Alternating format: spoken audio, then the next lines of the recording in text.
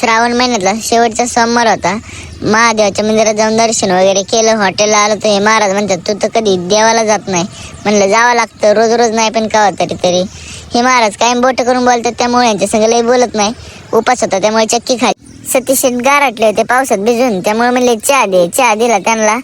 आलो हॉटेलला आलो तर बंधू म्हणले ऍडमिशन घ्यायला जायचंय. मग काय काढली गाडी निघालो. भावाने घातलं होतं पावसाळ्यातलं जर्किन आणि मी घातली होती होडी. पावसात येऊस तर अख्खी भिजली होती.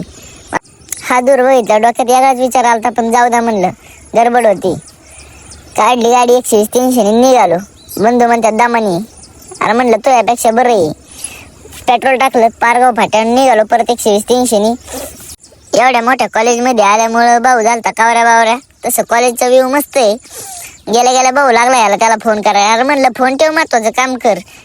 लागला मास्तरांसंग बोलाय. मास्तरांनी अर्धा किलोमीटर लांब आम्हाला पाय चालायला लावलं. निघालो दोघंच. मग ते गडी काय फोनवर बोलायचा थांबा ना. सर जेवण करायला गेलते तर ह्यो भाऊ वेगळंच कुठं करायला लागला. अरे म्हणलं राहू दे, आपलं नाही ते लोकांचं आहे. मास्तर म्हणले काय काय कागदपत्र आणल्यात दाखव.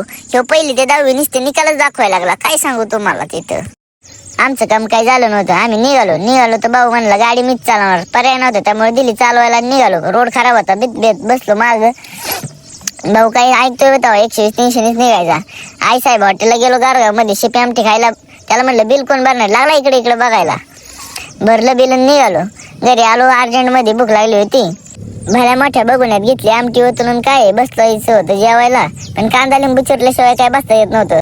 कांदा आणि लिंबू खायला नाही, पण ताटात नसल्यावर जेवणच जात नाही मला. मग काय घेतलं ताटात बसलो जेवायला. खाल्लं तर नव्हतं.